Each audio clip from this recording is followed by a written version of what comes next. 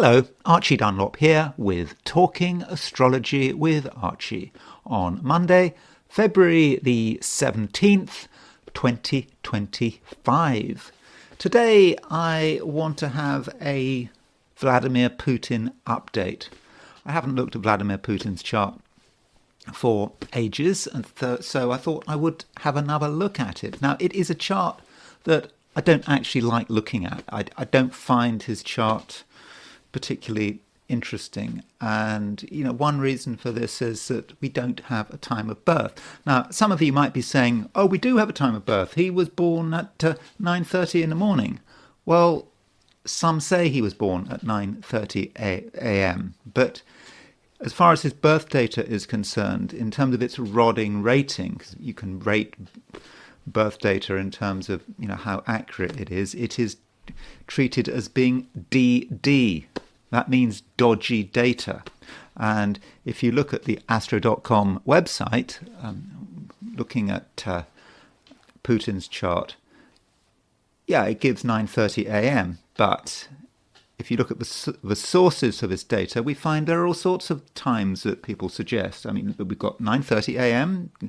Another possible time is 1 o'clock in the afternoon, or maybe 4:10 in the afternoon, or if not, 2:47 in the morning, or maybe 9:35 in the afternoon, or perhaps it's 4:35 in the morning. We haven't a clue. We haven't a clue what time he was born. And some people might say it's better to have any time, better for no time. I really don't take that view. So when I look at Putin's chart, I have to take noon. I set his chart for noon, and that's all I've got. As far as I'm concerned, we do not have a time of birth for Putin. And yes, because of that, it makes his chart so much less interesting, and it does limit what I can say. But still, I thought it would be a good time to have another look at his chart to have an update. But before I do that, I want to consider the astrology and the I Ching for today, which is Monday, February the 17th, 2025. Usual reminder, if you enjoy this video, I'd be very grateful if you were to like it. If you're not subscribed, I would be super grateful if you were to subscribe, because apparently it makes a difference to the channel. So let's look at what's happening today. And here we have the horoscope for today, noon, set for New York, and can see that the moon is in Libra at noon New York time, the end of Libra, 26-24 of the sign. In other words, the moon is in the Via Combusta, that part of the sky between 15 Libra and 15 Scorpio. When the moon is in the Via Combusta, as I always say, things can happen. If we're making plans, we mustn't be too committed to them, and we must be ready to make changes if required. And the moon in the Via Combusta generally becomes more of a problem when it moves into Scorpio. So today the moon is in Libra rather than Scorpio, though London time, the moon moves into Scorpio tomorrow at 0:19 a.m., 19 minutes after midnight. So that means if you are in the Americas, then, late afternoon, early evening, the moon will edge into Scorpio. And so you might experience a bit of a change. Again, in the Americas, the moon in Libra moving to moon in Scorpio. That is actually a big change. Libra to Scorpio. Moon in Libra is quite reasonable. I mean, it's often reasonable, although it's not always the case. But it tends to be reasonable. Tends to focus on discussion, because the moon is in an air sign, talking things through, looking for harmony, not being too emotional. And then moon moving into Scorpio, something very different. Moon in Scorpio can be somewhat brooding and emotional and emotionally sensitive. So there is a difference, but it's not until tomorrow that we can really say that the moon is in Scorpio. So by and large, I'm going to regard today as being a moon in Libra day. And the moon in late Libra makes a trine to the Sun. So you can see that the Sun at noon New York time is at 29 degrees 17 minutes Aquarius. The Sun is on the brink of changing into Pisces, making that movement. So that last aspect, that last lunar aspect before the Sun moves into Aquarius is a trine in air signs. Moon trine Sun happens a lot, but when it does happen, it's good. It's a very fortunate aspect, and it allows things to move. So there is this feeling that things are kind of happening. It is an air sign, so that might be about discussion and conversation and thinking things through. And in terms of health and well-being, Moon trine Sun tends to be a good thing, because the masculine and feminine are in balance. They're in elements which are sort of mutually supportive without clashing with one another. It's kind of not quite so problematic as a new moon. Because new moon, you've got the Sun and the Moon in the same sign, but this time round you've got the Moon, Sun and the Moon in the same elements, but different signs. Libra is air, it's cardinal air, and Aquarius is fixed air. And you know what? In terms of London time, that's it. There are no major aspects today, and tomorrow we've got the Sun moving into Pisces, so that is a big deal. But today, I regard it as being sort of relatively quiet. That's not to say it will be quiet, but theoretically, in terms of what is happening astrologically, there's not a huge amount going on. And if there is anything, well, there are a couple of midpoints one might want to pick up on. Mars is aspecting with Jupiter-Uranus midpoint. So there's Jupiter, there's Uranus, so you can see that the Jupiter-Uranus midpoint is sort of beginning of Gemini, so Mars is making a semi-square to the Jupiter-Uranus midpoint. It's not necessarily just about today, but with Mars aspecting with Jupiter-Uranus midpoint, that is the principle of freedom. I mean, Mars is, it's still retrograde. This is the last week of Mars's retrograde motion, and that means that it's going stationary, on a Jupiter-Uranus midpoint, and that is the feeling of wanting to be free. And Mars is an aggressive planet, and maybe we just feel we've been restrained for long enough, and it's time to assert ourselves and just escape from something that has been holding us back. And as far as other midpoints are concerned, Sun is aspecting the Mercury-Uranus midpoint, and so there's the Sun, and it's on the Mercury-Uranus midpoint. So there's Mercury, there's Uranus. Again, it's a semi-square to the Mercury-Uranus midpoint, and the Sun on the Mercury-Uranus midpoint is quite excitable, and we might have ideas. We might be full of ideas today. The question is, can we actually turn those ideas into reality? That might be a little bit difficult, and some of our ideas might, for the moment, have to remain on an intellectual level. You're just thinking about them, maybe talking about them, but putting them into action, that could be hard work. So that's the position of the planets, set for New York. If we shift the chart and we set it for Sydney, this is as a representative of Australia and New Zealand, noon on Monday, Sydney time, and the moon is earlier in the sign. So that moon trine, the Sun that I was talking about, it's not such a big issue. If you're in Australasia, I think you will still experience it, because the moon and the Sun are both in air signs, and it may be that if you're in Australasia, you do feel that moon trine Jupiter to an extent. It's quite a wide aspect, but it's going to be stronger, and also moon square Mars. So I've already talked about moon square Mars in terms of the weekend.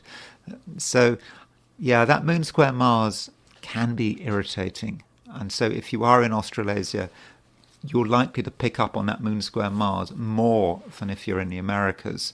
And so moon square Mars can be something that annoys you, something you have to be quite verbal about. And it's not just moon square Mars. The moon is making an opposition to Chiron, making a square to Mars. So you've got this moon Chiron opposition, Mars on the T, and might be something annoys you, something upsets you. You see something you don't like the look of, and you feel you have to say something. So there is a small difference, I would have said, between Australia and the Americas, or indeed perhaps Australasia and the rest of the world.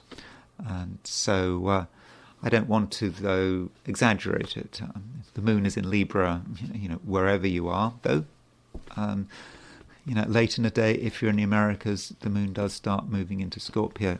And then there is the heliocentric picture. So if we set the chart heliocentrically, we put the sun at the center of the solar system.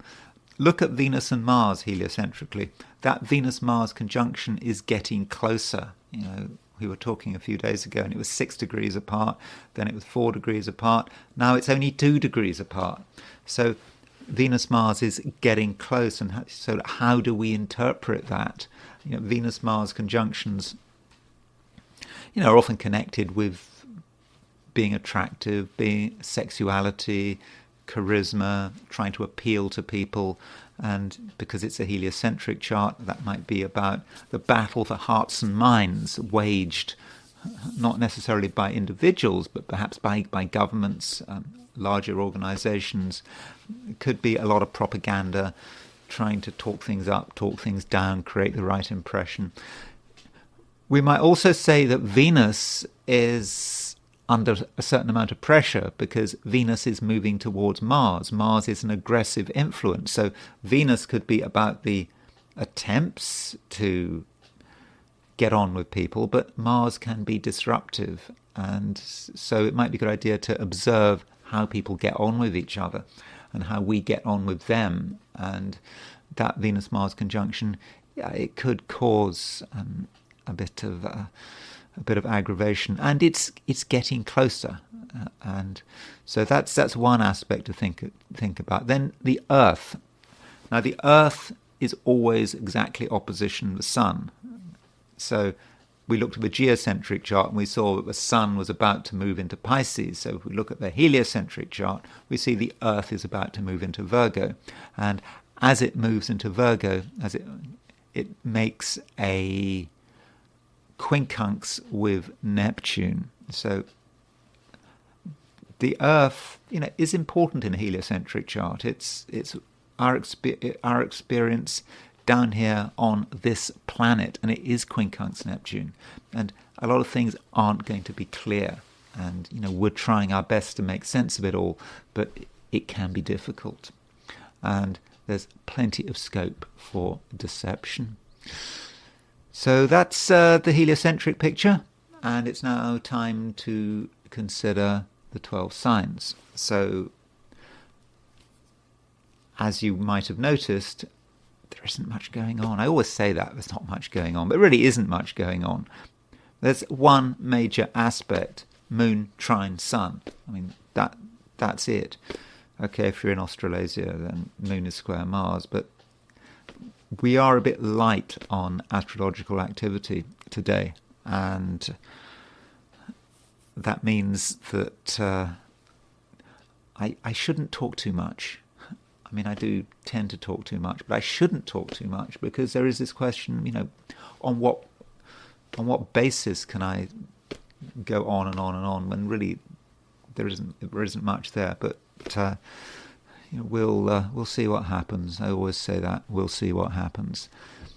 And now I will do my forecasts. So these are my forecasts for the 12 signs for today, which is Monday, February the 17th, 2025.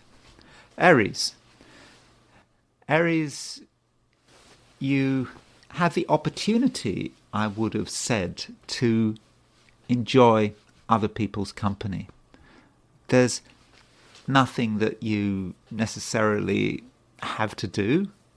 You can just be with people and you can listen to what they have to say, and don't feel any great pressure to assert yourself. You might have strong feelings about something, but it might be better to understand other people's strong feelings.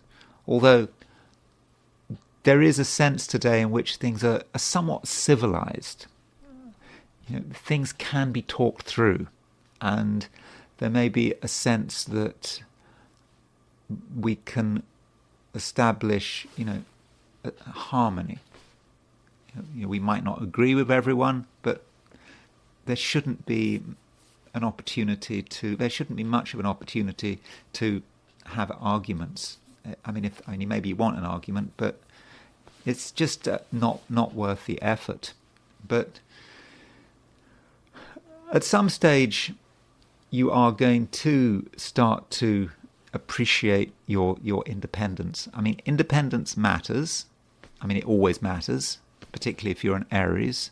But you have to ask, how far do you have to go to assert your independence? There are people you can deal with. You can deal with them very well. I don't think anything is at stake. And because nothing is at stake, you can really do things. You can do things your way.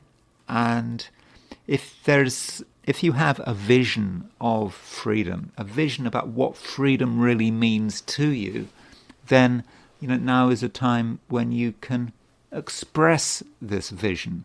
And you don't have to necessarily express this vision through actions. It can just be expressed through, in fact, thoughts. You don't even necessarily have to talk about it. And part of what's going on, Aries, is that over the week, the planet Mars is slowing down. It's coming to a standstill. I think it comes to a standstill at 17 degrees 1 Cancer or something like that. And so it's getting ready to go direct. And on Monday, I think it's Monday the 24th, Mars moves stationary direct. And so as Mars stations, you feel that now's the time, or now is nearly the time.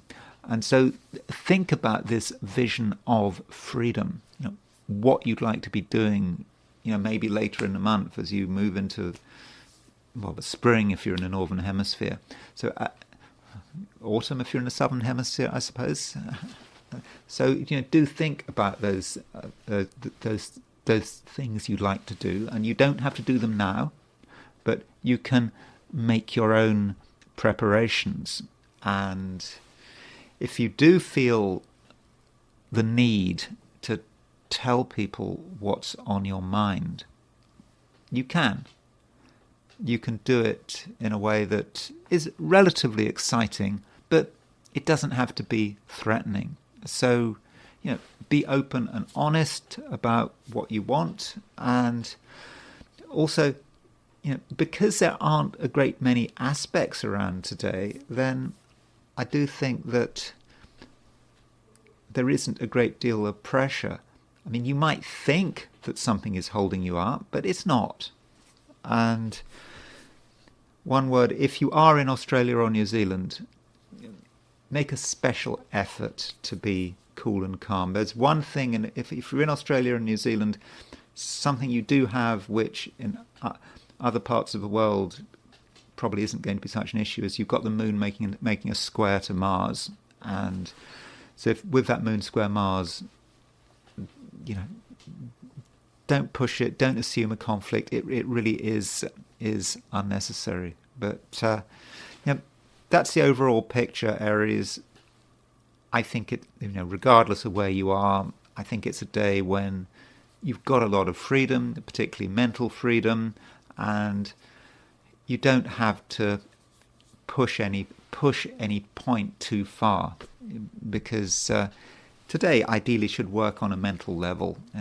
Action, well, it might be nice to take action, but if you don't have an opportunity to do the things you want to do, then don't worry about it. Things are changing. And fundamentally, Aries, just remember, Mars, retrograde, it's coming to an end. When Mars goes direct next week on the 24th, things are going to be so much easier. Taurus, you can do things your own way. You certainly have ideas about how you'd like to proceed, and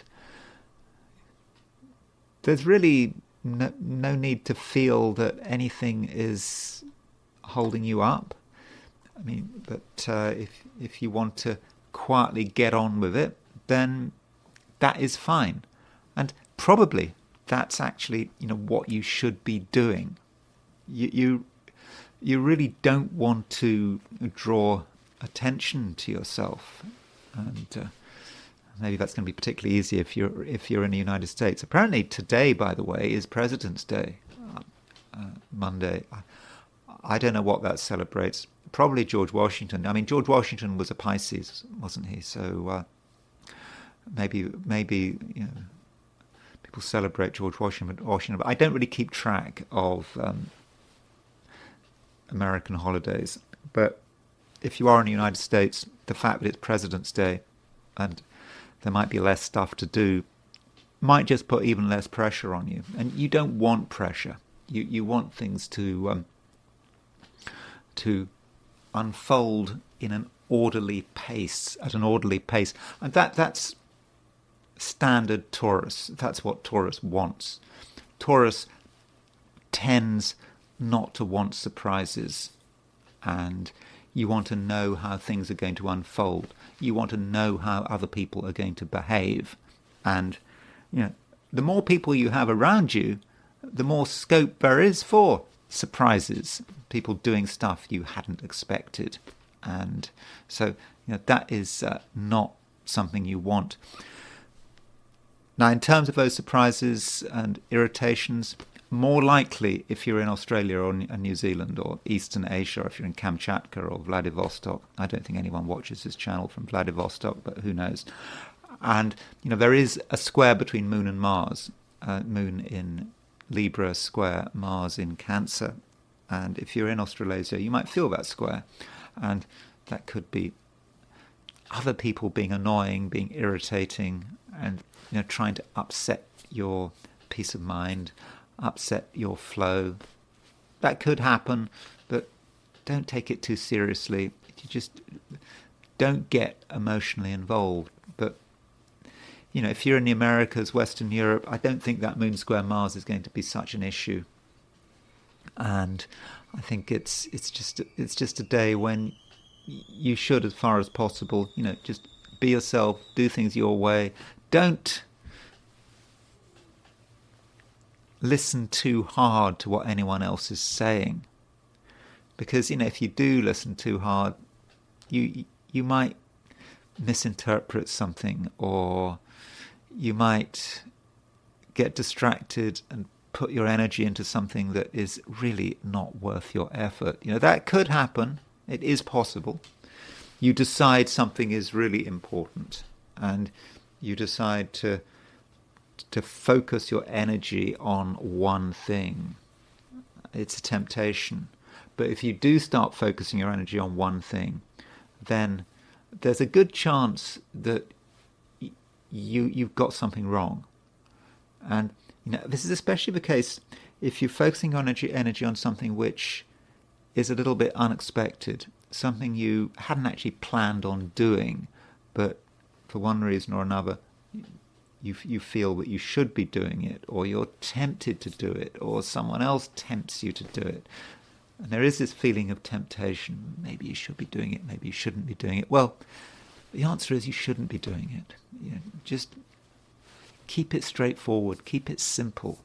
And that's the best way for dealing with today's challenges. But really, there needn't be any challenges at all. Just sort things out, and do things your way, and do whatever you can to avoid surprises. Gemini, the moon is moving through late Libra, and it's making a trine to the sun, and that moon trine sun really does work in your favour, because that moon trine sun, it's in air signs, moon in Libra, sun in Aquarius, and you are a Gemini, and so Gemini is an air sign, and so that moon trine sun does give you a great sense that things are working, and if you put some effort into something, something that is worthwhile, something that is in accordance with who you are, then I think that it should work. It should work extremely well for you, and you'll get the results you're looking for in the end. I mean, it's not as if you can expect anything really spectacular to happen, but you're going to feel supported, and there's going to be a sense that you're on the right track. And while this is all going on, Gemini, you will have a certain vision, a sense that you know where you'd like things to be moving. And if you have an inner vision, then you can be supported by it, and you can feel confident. But confidence is important. One problem that Geminis can sometimes have is they can be doing something and they can be doing good work, but they suddenly ask, what is the point? Is this going in the right direction? I'm not getting the feedback I'm looking for. And when that starts to happen, then all of a sudden there can be a collapse. Geminis can give up things really quickly. They can be devoted to something. They can spend years and years and years on it. It can be really important to them. And then one sunny day they just say, no, I'm done with it. And they surprise themselves as well as the rest of the world. I'm going to say something here. I'm just saying this from one Gemini to another. I've been doing this YouTube channel. I've been doing this YouTube channel for 2 years. I'm completely devoted to this YouTube channel. But I understand through bitter experience that I have the capacity for waking up one morning and saying, I don't want to do it anymore. And then bang, it's gone. I can do that. I'm quite capable of doing it. I did that when I had a blog. I did it for years, and then one fine day I just put up, I'd come up with some inspiration, and I thought, okay, no, enough of that, and that's all, folks. That's it. Now, I'm not going to do that with this YouTube channel, because I perhaps have some kind of self-awareness that I didn't have, say, 15 years ago. But Geminis can do this, and so it's really nice that you've got a vision, and it's that vision that keeps you going. And even when things are not entirely working, when you might feel a bit depressed about it, you feel that it's all a waste of time, that inner vision is very real at the moment. And Gemini, don't be skeptical about this vision.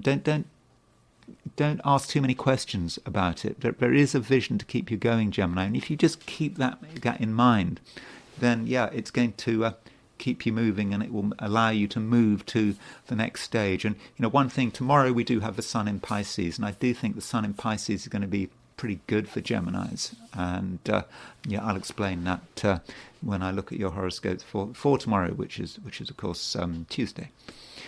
Cancer. Cancer, the moon is now in late Libra. In fact, if you're in the Americas, then late this afternoon, early this evening, the moon goes into Scorpio.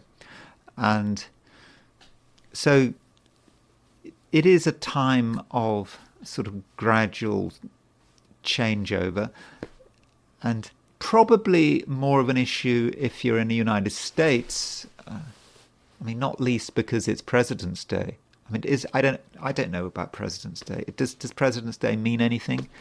Are you doing anything different because it's President's Day? Because I'm an outsider. I might live in the US, but I don't really get the importance of these American holidays.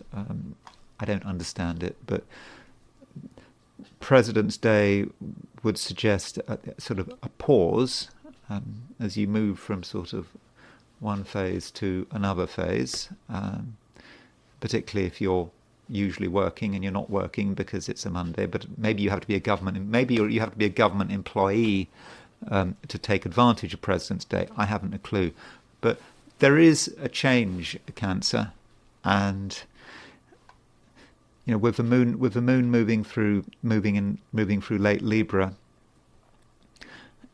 you probably feel that things are moving, things are working, not in a dramatic way, but you feel that you are generally heading in the right direction. And then the moon makes a trine to the sun, and moon trine the sun is really very supportive.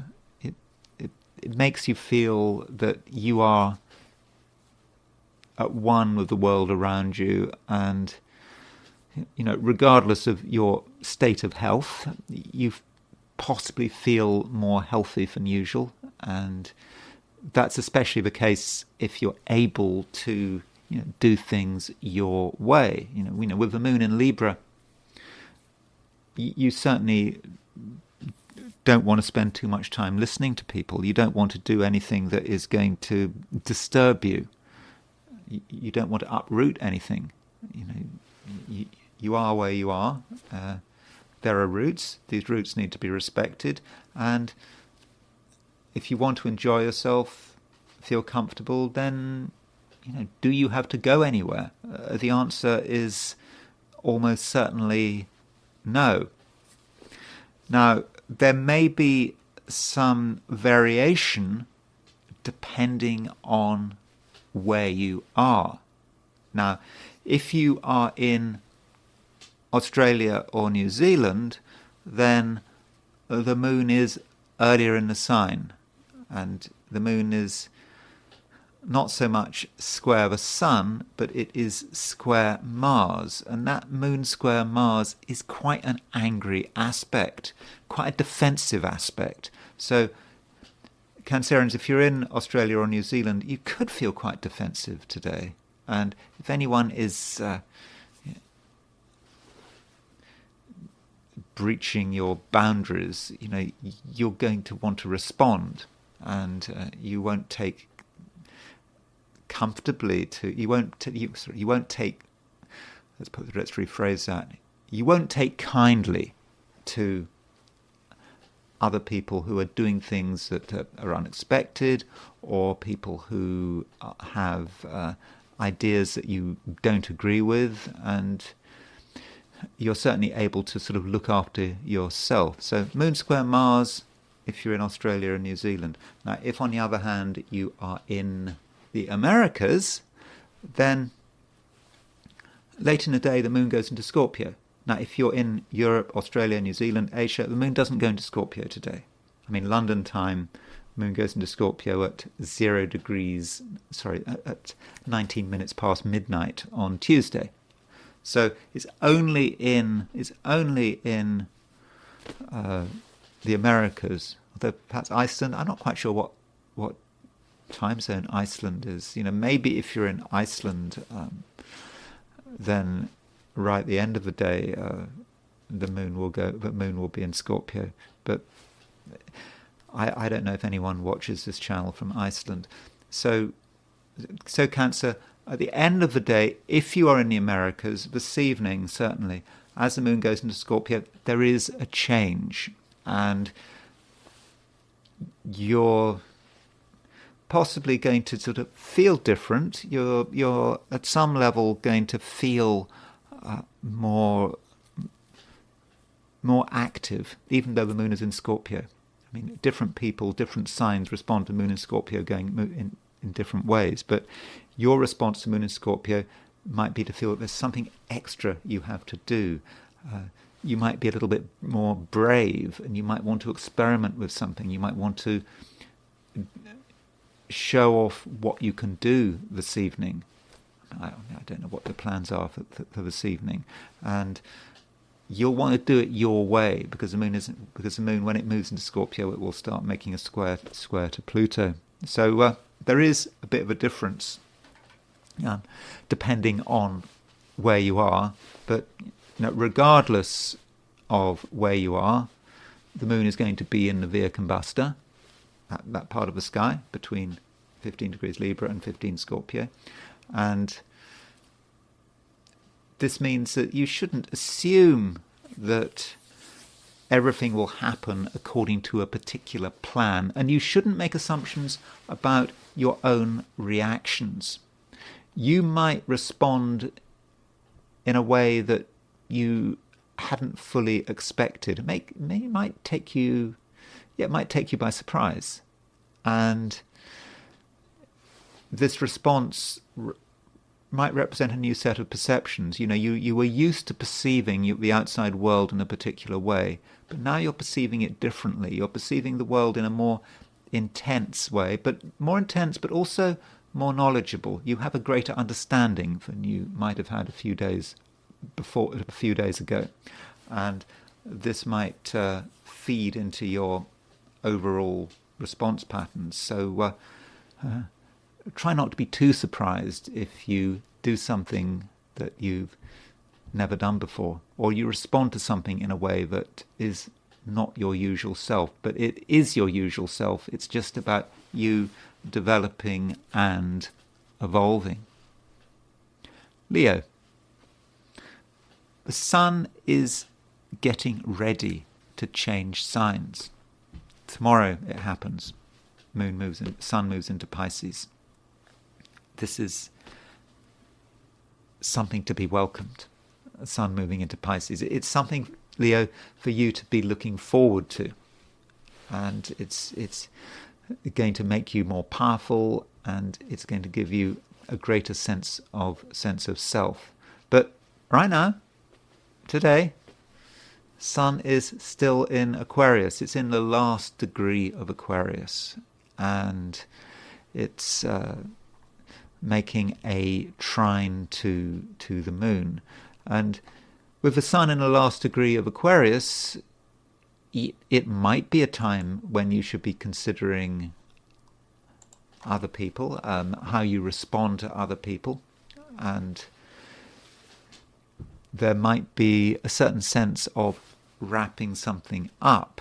So when you look at the various relationships that you're in, you might be aware that something is changing. And the Sun is in Aquarius only sort of once a year, obviously, and the Aquarian season is drawing to a close. And it's possible that there's something that just should have been said or should have been done, and if you leave it any later than today, it's possible that you've missed your chance. So if you want to tell someone something, then perhaps you should, and you'll be able to do it in the right way, because the main aspect today is a trine between the moon and the sun. So the sun and the moon are both in air signs, but they're both getting ready to go into water signs. The moon is about to go into Scorpio. The sun is about to go into Pisces. And with that moon trine sun, Leo, you have a great ability to express yourself, and you can do it in a way that is just very well timed, and you'll get the balance right.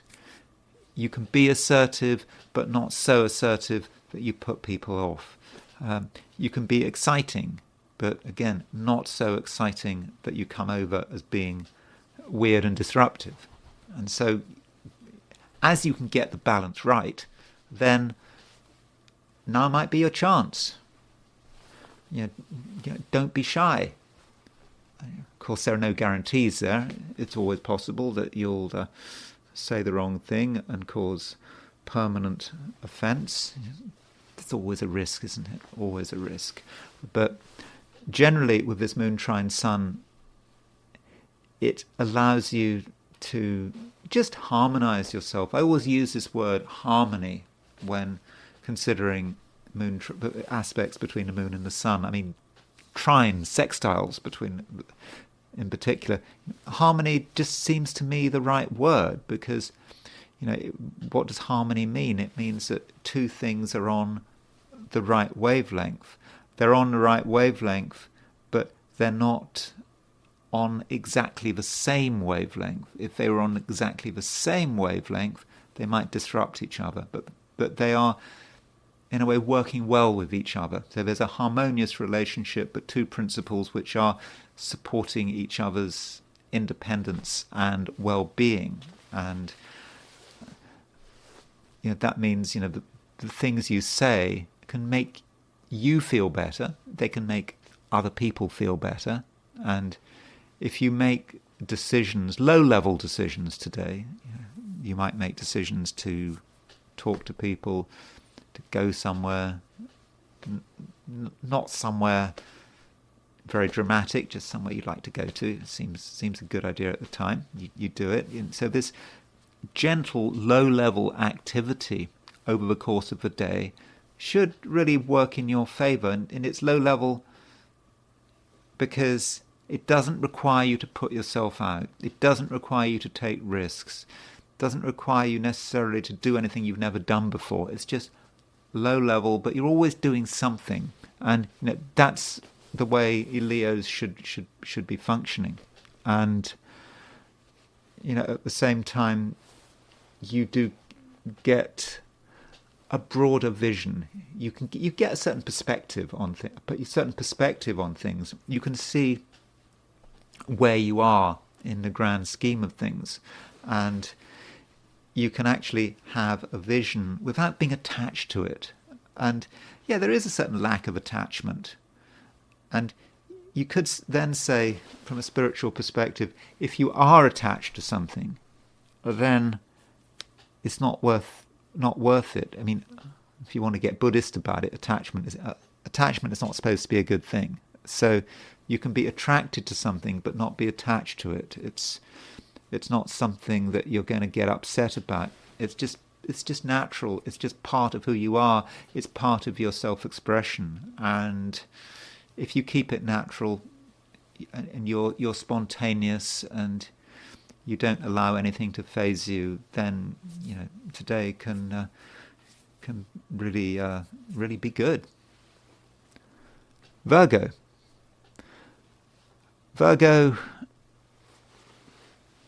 you have an opportunity to make sure that everything is right, everything is working your way. And from a financial perspective, we have the moon making a trine to the sun, and the moon is in Libra, and very late Libra, but in Libra, Virgo, there's a certain financial element to that, or there can be. And with the moon trine the sun, that indicates that you have a chance to maybe resolve certain financial issues, of anything is of financial importance, then now is the time to sort it out. And not in a way that really should give rise to any form of conflict or argument. It's just natural, and it's quite possible that no one's involved in it. It's just something you are doing, something you are organizing. It could be, Virgo, that there's something worrying you, just something getting at you financially, and it bothers you, but you don't want to find out about it.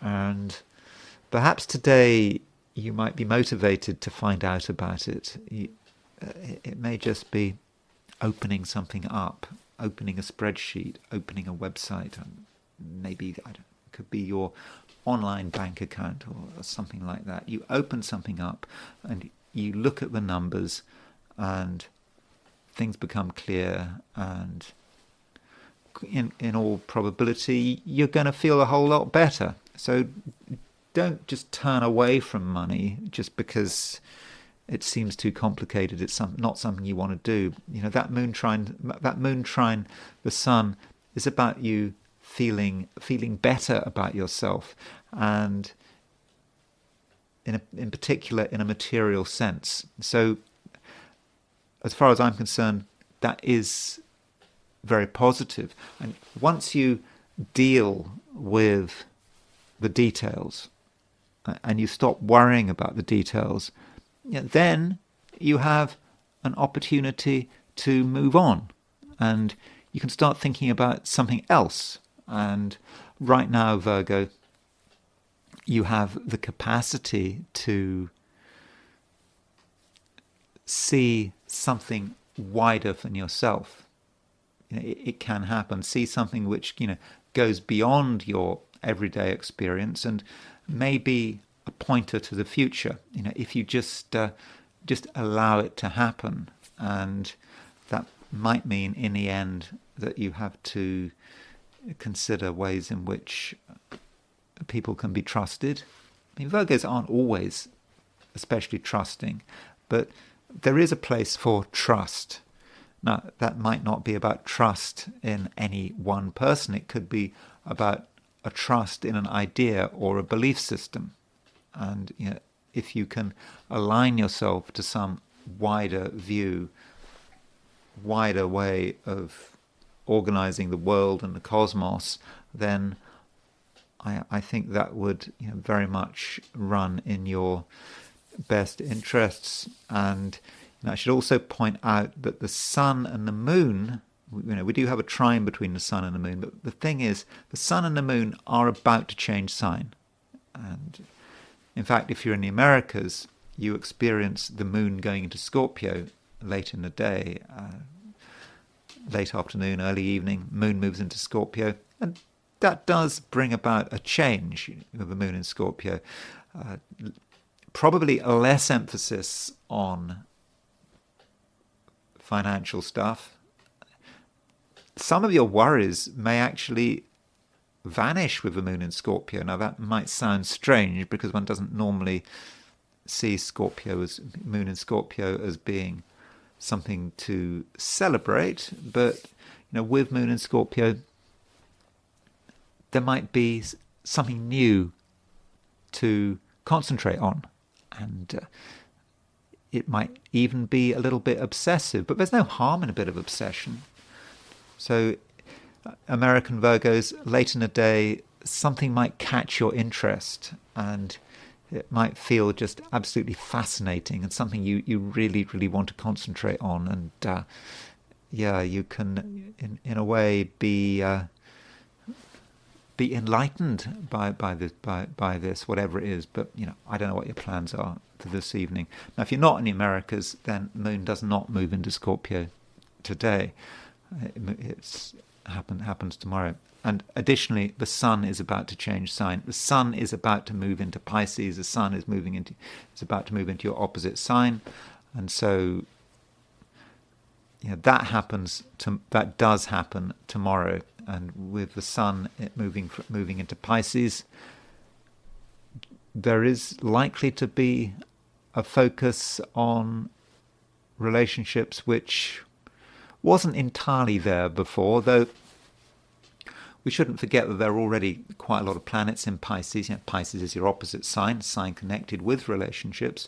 So we've got Mercury, Saturn, and Neptune and North Node there. But now the Sun joins those planets, and so maybe today you should be starting to consider the other people in your life and how they might become important. They might not be important today. You might not have to interact with them today, but tomorrow there could be a change. Libra. Libra, the moon is coming to the end of your sign, and it's making a trine to the sun. And this trine between the moon and the sun, for you, Libra, I would regard as being good. It should help you. It should allow you to feel good about yourself, and you're aware of what is possible. What actually you are able to do, and whatever you try your hand at today, I think it's likely to run very well. There'll just be a natural facility there. You won't have to make an effort. And so if there's something you've been meaning to do, then today, go do it. It might be easier if you're in the United States, because Monday is supposed to be a holiday. Maybe you have to be a government worker to get a holiday on President's Day, but see what is available, see what you can do, and it doesn't have to be about anyone else. It is about you, but it's got to come from you. There is a certain temptation to do something which is imposed upon you. It might be that someone has a good idea. It seems to be a good idea. It seemed to be a good idea at the time, but maybe it's not such a good idea. Or you're tempted to just put a lot of energy into something you don't understand. And if you do that, then things could go wrong. And it's not just about it being something you don't understand. It's something that you don't have ownership of. And maybe that's a key point. Ownership matters today, Libra. If you are prepared to take absolute responsibility for what you're doing, and you're able to do that because you know it's you, it comes from you, it's all about your essence, then it's fine. But if a task is imposed upon you, if a set of ambitions is imposed upon you, then I'm not convinced it's going to work out. And therefore, Libra, it's very important that today you are as independent as possible. Not just because you want to avoid trouble, but because you want to make the absolute most of what you have and who you are. Because things will change. The moon's trine sun is a fairly short-lived aspect, and the moon is about to change signs. The moon is about to move into Scorpio. The sun is about to move into Pisces. That sun moving into Pisces is a big change. It does say that the Aquarius season is over. No more planets in Aquarius, unless you count Pluto, which will of course be in Aquarius until the 2040s. And hopefully, when you had these planets in Aquarius, you had a real sense of who you are, what you could do, and with the sun moving into Pisces, that hopefully will give you a chance to ground things. Now that you understand who you are and what you want to do, now you can actually put it into practice and just make it become a part of your life and your lifestyle. But today it's just so important that you do things your way, and ideally that you enjoy yourself.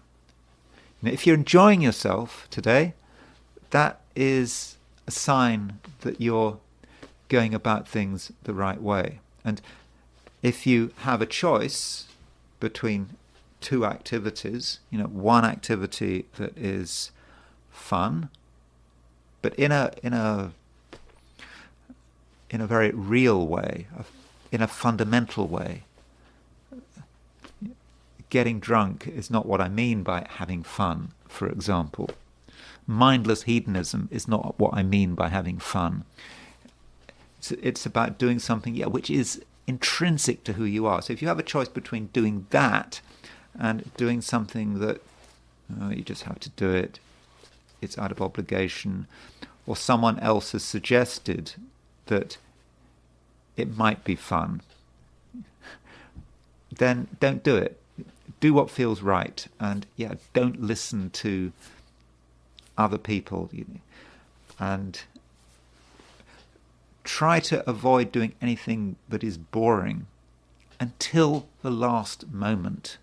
And that's especially the case if you're in the Americas, because if you are in the Americas, then late in the day, late afternoon, early evening, the moon changes sign, and with the moon in changing sign, again, this is really only for the Americas, you might find right at the end of the day there is something you have to do which is not necessarily what you'd like to be doing, but it might be something to do with money or something material, something you don't necessarily want to do, but you have to do it, and it's the right thing to do. But that's only late in the day, and that's only if you are in the Americas. Scorpio, just a reminder that Mars is your ruler, and Mars is slowing down in a big way. Mars is getting ready to go direct, and on Monday the 24th, which is just a week away, Mars is stationary direct, and then it starts moving forward in Cancer, and then it goes, soon enough it will be in Leo. And this is an important time for Scorpios. Over the last couple of months, things might have been slow. You might have had to backtrack on certain things, but now things are changing, and that means, Scorpio, you should try to cultivate a sense of self-awareness, looking at the way things are going, looking at how your decisions are working out. You may be changing your mind about certain things, and this process of changing your mind has been unfolding over the last couple of months. But now things really are starting to crystallize, and with this Mars going stationary direct, or about to go stationary direct as it slows down, I think that many Scorpios are getting a sense of what actually might be possible. You don't want to be restricted. You don't want anyone holding you back. And right now, Scorpio, you're very aware of who is holding you back, what is holding you back, and most importantly, you can see the path to freedom. It's really right in front of you. And as far as today is concerned, Moon is getting ready to move into Scorpio. Now, Moon doesn't move into Scorpio, until tomorrow if you're in the Americas. If you're not in the Americas, if you are in the Americas, then late afternoon, early evening, the Moon does move into your sign. And so if you are an American Scorpio, then at the end of the day, there might be a change. You might feel sort of more positive, more able to be yourself, and concentrate on something that matters, and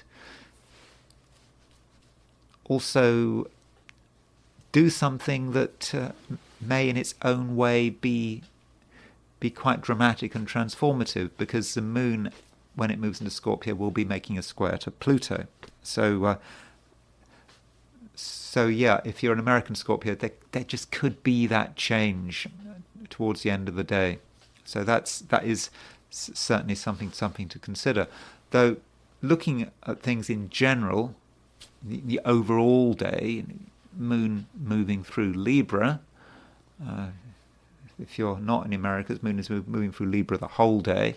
As the moon moves through Libra, you just might feel that there isn't much that you necessarily have to do, and you can enjoy yourself in a quiet way, and there'll be a certain sense of just satisfaction, helped by the fact that the moon is making a trine to the sun.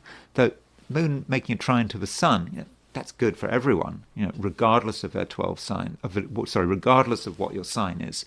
But moon trine sun for you, Scorpio, is something that can work your way, provided you use the energy correctly. Moon trine sun is not about being a crazy extrovert, feeling that you have to be seen and heard. You do not have to be seen and heard with that moon trine sun.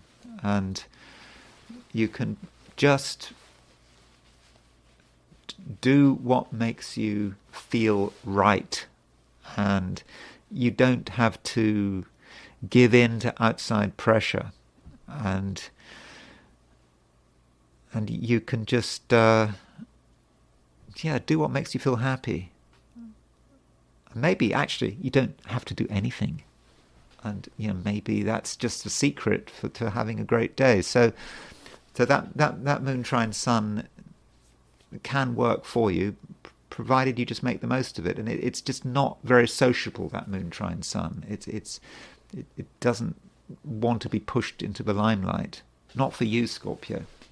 Other people, different signs, may use that moon trine sun in a different way, but for you, it's about enjoying your own company and feeling secure and knowing that you're in the right place. Sagittarius,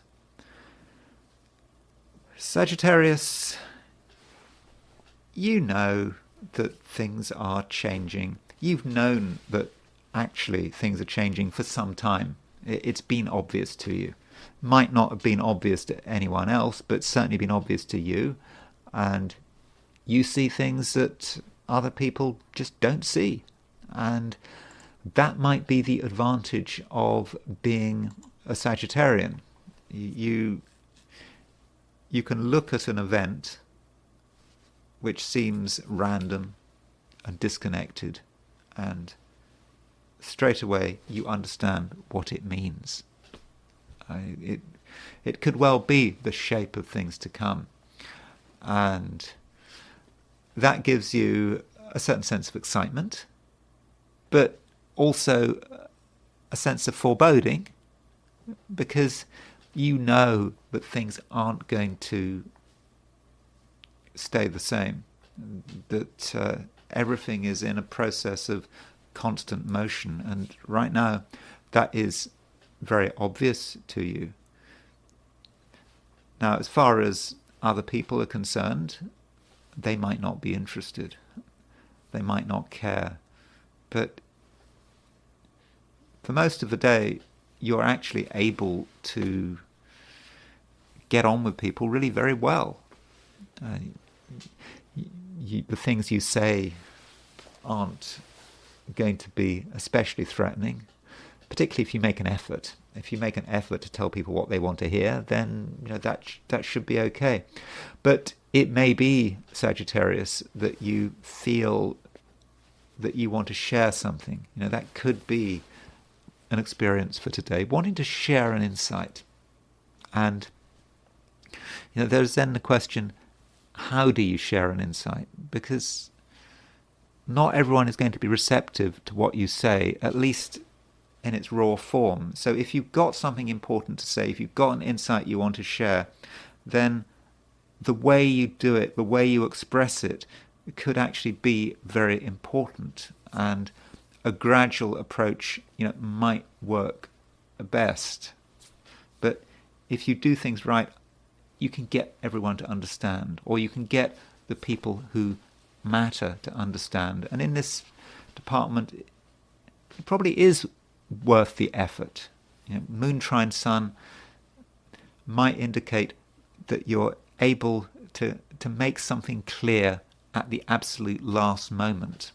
It seems to be too late. It seems people don't get it. But if you keep pushing, then in the end, you can make the connection. And, having made the connection, having said whatever you need to say, then you can let go. And that may say something about the next couple of days, because once this once this trine between the moon and the sun is done, we have the moon moving into Scorpio, we have the sun moving into Pisces, and it's a different energy. Moon moving into Scorpio, sun moving into Pisces. That's more about tomorrow. Though if you are an American Sagittarius, then towards the end of the day, the moon moves into Scorpio, and there is a change. I know that in the evening things do start to quieten and things calm down, but they could quieten and calm down if you're in the Americas much more than usual.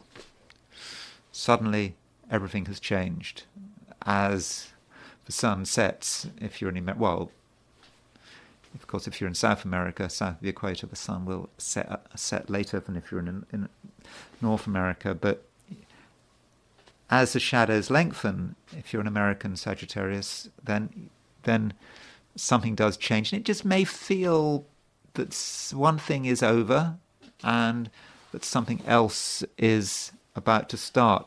You might even get that in Europe, particularly Western Europe, as the sun sets, just a feeling that something is changing, and Africa as well. Australia and New Zealand just could be a slightly different feel.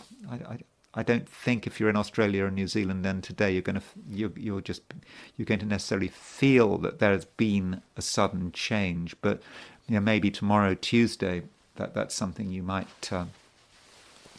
might experience. And really, Sagittarius, that is about it. Just be aware. Be as aware as you can, and just keep your eyes open, and just remember, you just notice things that other people don't see. Well, people might see them, but you're the one who understands what they mean. Capricorn, you feel that there's still something that does need to be done. And it may be you're the only one that feels any urgency. But it doesn't matter how quiet things are. Maybe people are distracted. If you're in the United States, then maybe people aren't doing so much because it's President's Day. Although I'm never sure what these holidays like Memorial Day, President's Day, I never know how people exactly respond to it, because it's not really part of my upbringing, having come to America quite recently. But it just may feel, Capricorn, that you are somewhat on your own in terms of understanding what things mean. And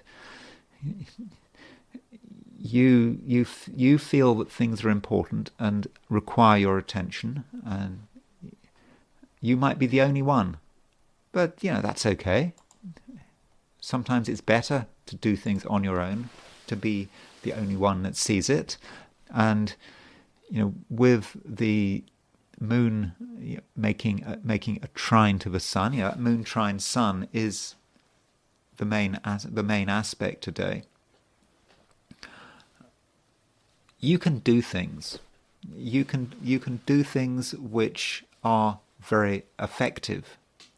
And you do them on your own, I think, in most cases. I mean, it's nice if you get help, but I don't think you necessarily need any help. You do them on your own, and you make connections.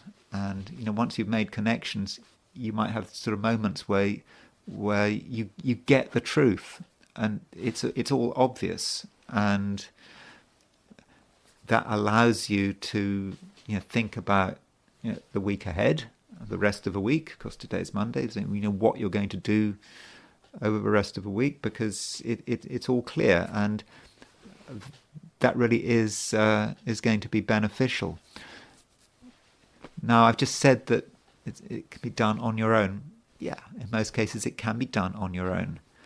That doesn't mean to say that there might not be at least one other person who could be helpful if you were prepared to give them a chance.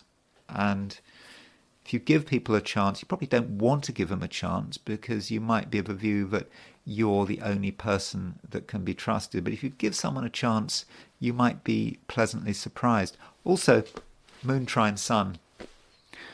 In astrology, Moon trine Sun is often connected with relationships. The Sun and the Moon, those sort of masculine-female principles. So if they're in trine, that might indicate that relationships can function very well. So Capricorn, do consider relationships and the various relationships that you're involved with, and they might not actually go so badly, and there might be the possibility that you're surprised to the upside. And this is especially the case if you give someone a little bit of trust. You don't have to give them complete trust, but you allow someone to show you what they can do. And when you see that someone is doing a good job, that might allow a relationship to get stronger. So that's not necessarily about a romantic relationship. It could be about a relationship that has a material basis. It could be a work relationship, or a situation where you and someone else might have something very material to offer one another. And so give people a chance. But if you don't want to give people a chance, if you want to do things on your own, that's fine. You don't need anyone's help. And in some cases, it might just be completely unnecessary.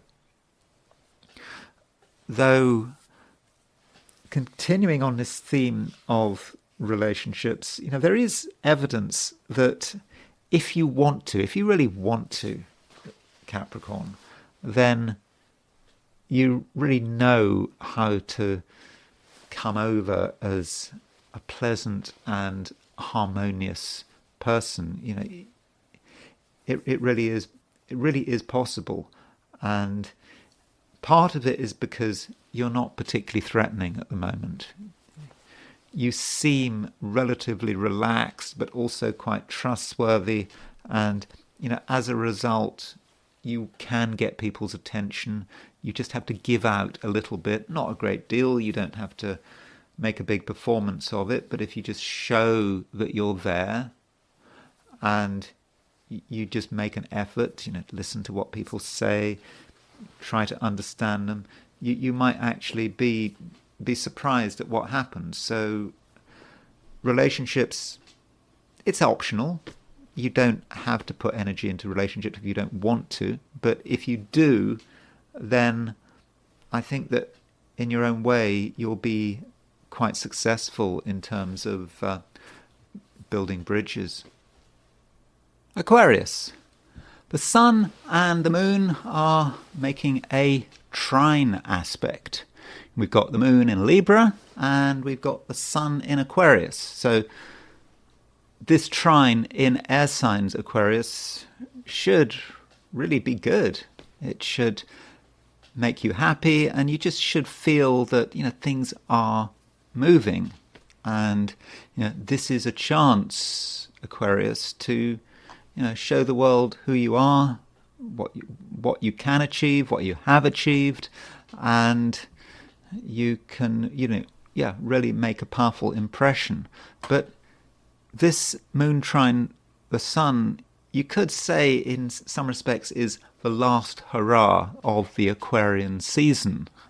The Aquarian season is really coming to an end now, because the sun is on the verge of leaving Aquarius. The sun is in the last degree of the sign, and just as it leaves the sign, the moon makes an aspect to it. Moon will be at 29 Libra, in the last degree of Libra, making a trine to the sun in the last degree of Aquarius, and that allows you to really bring things together. Everything that you have accomplished over the last month, everything you've been working on, everything you have been thinking about, and now it's clear. Now, that doesn't mean to say that you have to make a great performance of yourself, that you have to necessarily do anything concrete, but it's just a moment of inspiration and clarity when you know how it's all working, you know how it's all moving, and you've learnt the necessary lessons, and perhaps you've developed the right skills, or you've got in touch with the right people. Whatever it is you've been working on over the last month and perhaps more, then it is coming together. And you have the advantage also of Pluto being in Aquarius. So Aquarius is a sign will never be entirely empty. It won't be empty until the 2040s. There'll always be Pluto in Aquarius. You will always have that capacity for personal transformation. That will always be there. And so maybe with this moon trine sun, you can start to tune into your Pluto, but also realize, what you can do. And there should, I hope, be a great sort of feeling of optimism, and also feeling that the support is there. Even when the sun moves out of Aquarius, you will be supported. And at the moment, you are someone who does get noticed, and your ability to make connections at the moment, I would have said, is extremely good. And people will like you. I mean, I don't know whether you feel that, but perhaps you should put it to the test. See how people respond to you. Make sure that you make the most of everything that's available in the social department. And if you can talk to people, meet people, then I think in most cases that would be a good thing. Now, I've said that the moon is very late in Libra. It does move into Scorpio, and if you're in the Americas, then this evening you will feel that movement, because moon moves into Scorpio. Well, if you're in New York on the East Coast, then that would happen at 19 minutes past 7 in the evening. If you're in California, that would happen at 19 minutes past 4 in the afternoon. So the American Aquarians do get that moon in Scorpio, and so with that moon in Scorpio, then this evening, then you might start to feel a new sense of motivation and purpose, and you might start to feel that you want to dedicate yourself to something. Now, if you're in Europe or Australia or New Zealand, Asia, then that sense of purpose and dedication, won't be a feature of today, but it will be a feature of tomorrow. So it's not like you're actually missing anything. You're far from it. And overall, Aquarius, really, it's a time to bring things together. And today is like a marker, and it's something symbolic, and maybe you can have a symbolic moment today, just some quietness where you can bring things together and dedicate yourself to something new, and that act of self-dedication can have an impact. It can be noticed. It can be noticed by the universe, and then, as you move into the rest of a week, as the sun moves into Pisces, as the moon moves through Scorpio, then you'll realize that you have the wisdom as well as the talent and the resources that are needed for you to get to wherever it is that you want to get to. Pisces, there is a trine aspect between the moon and the sun, and this trine is not particularly dramatic.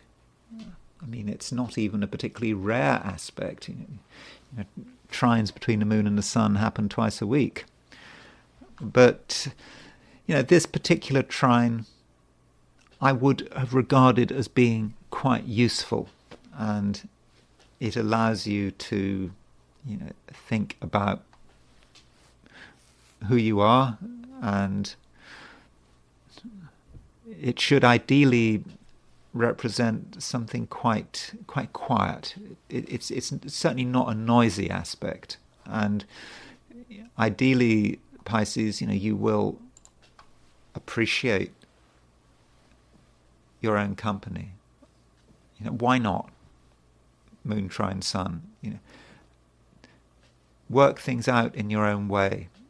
You don't have to listen to anyone else, and your feelings are powerful.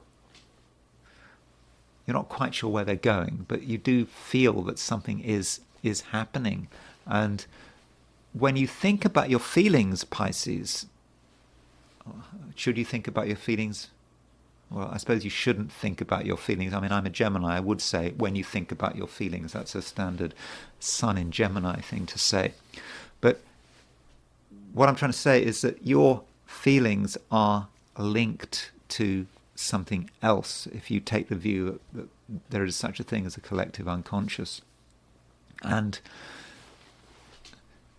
so at some level, you are connected. There's this sort of diagram that's quite often used when people talk about Jungian psychology and the collective unconscious. You have these sort of islands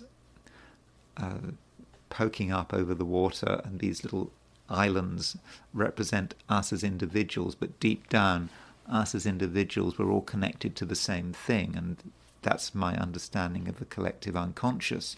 And so when there are movements in the collective unconscious, that affects us on a personal level, and it might be confusing to know, what is the personal and what is the collective.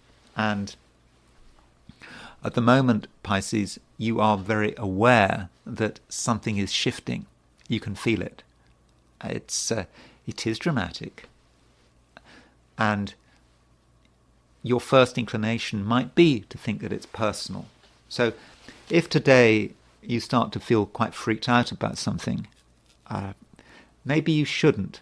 Maybe you should just take the view that you're just aware on an emotional level of something that is happening, and you can't entirely verbalize it, but it's important, and it will take you time to really work out what it's all about. And for the moment, it's just a time to watch and to observe, especially today, when the sun is in the last degree of Aquarius. That last degree of Aquarius, you could say, is quite a private point if you're a Pisces. The sun just ready to move into your sign, but it's not there yet. And it's like you're pausing.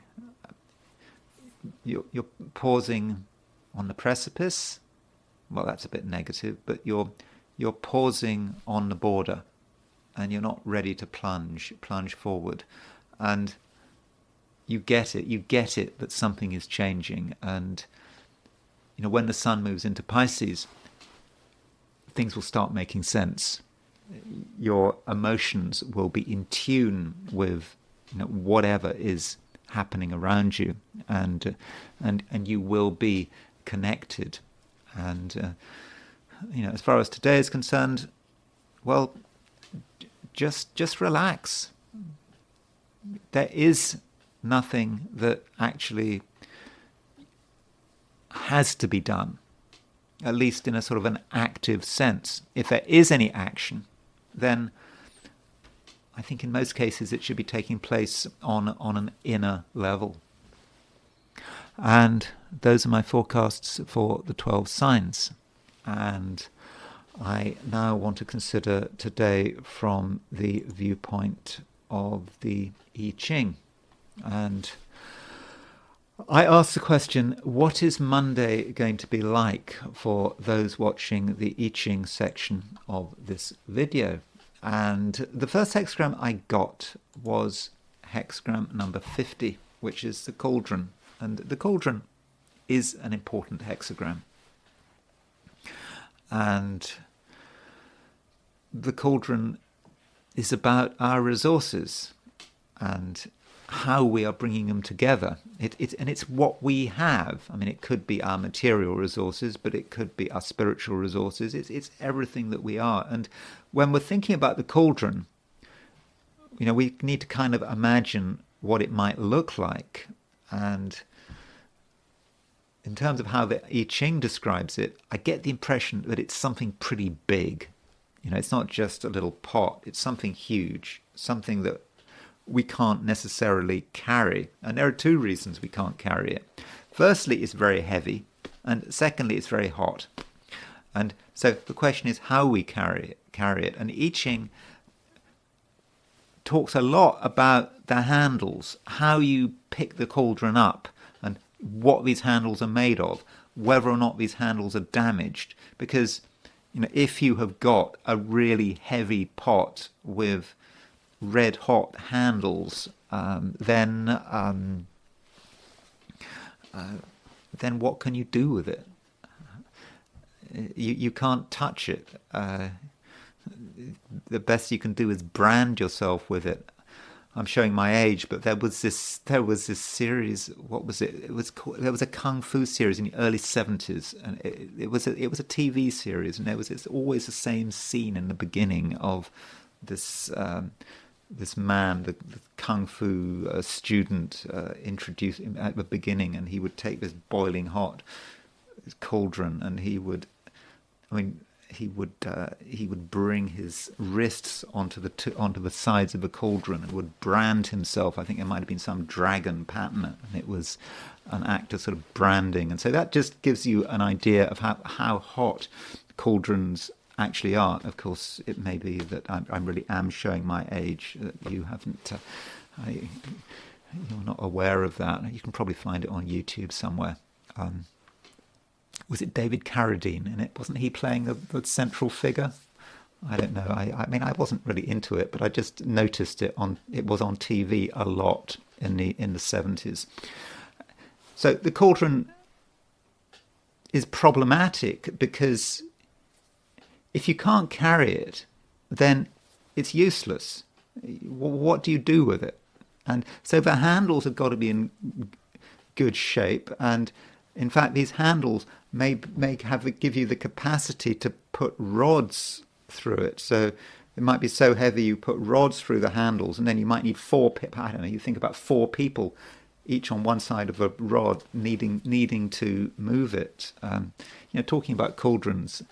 I think I was in Jaipur. It was a long time ago, in the early 80s, and there was this huge cauldron in a museum. And according to the story, it was the Maharaja would fill it with water, and when he went on a visit to the UK, I don't know when, end of the 19th century, he would take all his water with him because he couldn't trust the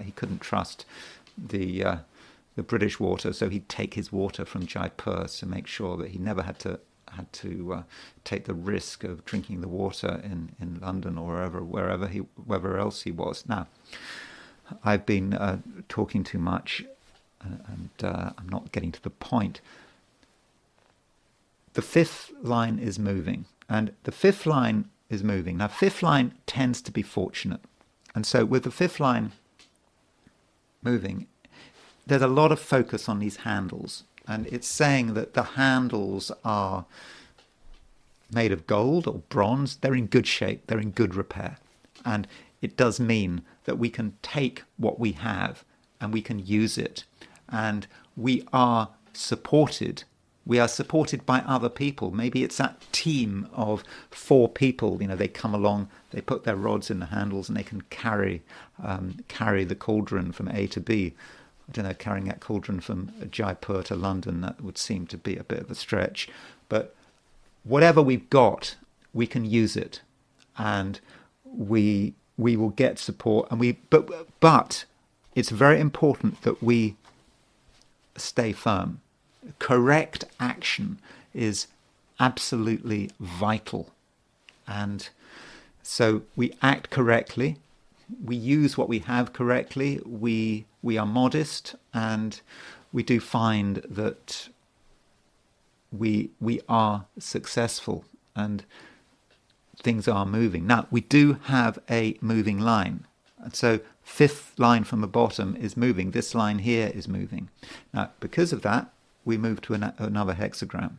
And the hexagram it moves to is hexagram 44, which is coming to meet.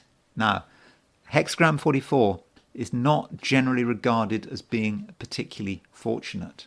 And coming to meet can represent someone who wants to meet us, wants to get in touch with us, wants to ingratiate themselves with us, but in such a way that we can lose our independence. And this might mean that we have to get the balance right. We can get support, we can get help, but we don't want to get support and help in such a way that we lose our independence. One thing that is said about 44 coming to meet is that we need to maintain our independence at all costs. But sometimes we have no choice. In the end, our independence may have to be relinquished. But as far as is possible, we need to look after our own interests and make sure that the people we need to get to help us, the people around us, but we don't become dependent on them. And we must be especially careful of anyone who is trying too hard to be helpful, trying too hard to make themselves useful.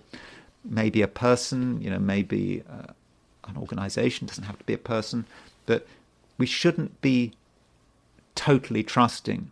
We have to know when to stop. And it's now time to look at Vladimir Putin. And with Vladimir Putin, I don't really like looking at his chart. I find the whole exercise completely unsatisfactory. And part of it is because I don't have a time of birth. And I must reiterate, I know that there are going to be people watching this who say, oh, we do have a time of birth. But I have to be consistent. From what I can see, looking at astro.com, looking at the Rodding rating, there are numerous claims about when Putin was born. Some of these claims are rectified. In other words, when people reverse engineer, they say, well, if you don't know someone's time of birth, you can work it out by looking at events. In fact, there are some claims that he wasn't even born on the day that it was claimed. I mean, if we look at his chart, if we look at Vladimir Putin's horoscope, born on October the 7th, 1952. But some people who claim he wasn't even born on that day, even not on that year. So that's another reason why I am very wary of looking at his chart. Now, another thing about Vladimir Putin's chart is that I do not believe in the great man theory of history. I don't accept it. And actually, as an astrologer, I think one shouldn't believe in the great man theory of history. What is the great man theory of history? The great man theory of history is that essentially people make a difference. If someone hadn't have been born, the world would have been completely different. Well, I don't accept that. And I think as an astrologer, if you look at broad, wider trends, people like Putin, if Putin hadn't have been born, he would have been born anyway. Someone else would have filled his role. Don't think that it's all about Putin. I know there's this obsession with, in the West, Putin's war in the Ukraine, Putin doing this, Putin doing that. If Putin hadn't been born, there still would have been a war in Ukraine. It wouldn't have made any difference. It would have been another Putin. So, let's not personalize it. And I know that people have different feelings about Putin, but there's just no point. And another reminder, as I like to say, is that the more power someone has, the more political power they have, the less control they have. The more they're a pawn of the universe. And so I don't even know if it's worthwhile thinking about individual culpability. It's to my mind, it's a waste of time. And I'm not even convinced that it's worth really looking at Vladimir Putin's horoscope, because he's so much an instrument of the collective. And I did a video about Putin's chart, over a year ago, maybe almost 2 years ago. I can't remember exactly when I put it. But as far as I'm concerned, the key event in Putin, the key aspect in Putin's life is Saturn square Uranus. I don't think you actually have to look at anything else in his chart except for Saturn Uranus square. If you look at the history of Russia and the Soviet Union, it's so linked to the Saturn Uranus cycle, and he's just following that collective cycle through. And it's so fitting that he was born on a close Saturn Uranus square. And as far as other things are going on, there is the obvious. That Venus in Scorpio, when you think about all the bad stuff that people say about Putin, in the UK, we had the poisoning of Litvinenko, who was poisoned with polonium in 2007. I mean, who knows whether Putin had any responsibility for it, whether it was a private event. But, there is this question, where on earth did the poisoners get the polonium from? Polonium-210 is something which is produced in a nuclear reactor. That was kind of weird. And he does have Venus in Scorpio. Venus in Scorpio is quite a poisonous and vindictive placement for Venus, or at least it can be. By the way, I'm not saying this in a sort of a positive or negative way. I'm just looking at Putin's chart. So that Venus in Scorpio, does probably say a great deal about him. And he has a Venus-Mars semi-square. So you can see that remember, I don't have a time of birth. Who knows? It might not even be his day of birth. But if we take October the 7th, 1952, he has a Venus-Mars semi-square in his chart. And Venus-Mars aspects, well, it can be about a certain charisma. There's no doubt that in certain ways, in certain places, he is very charismatic. I mean, he is the most powerful person in Russia. He's been president since 1999. He's a survivor. I mean, at this rate, when did Stalin become? Stalin became effective ruler of Russia in the early 1920s. So 2024. I mean, he was 20, 24, 44. So I suppose for around 30 years, and Putin is already sort of 25 years, 26 years in the job. So he's doing well. But so that Venus semi-square Mars is about some kind of charisma there, but it's somewhat difficult, isn't it? That Venus is pressured by that semi-square to Mars. Also the fact that it's in Scorpio, and that might suggest that in some quarters he doesn't get on with everyone. There's something rather difficult there. But it's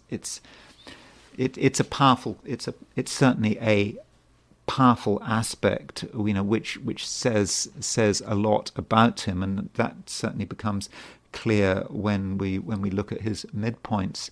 Now, as far as the strengths in his chart are concerned,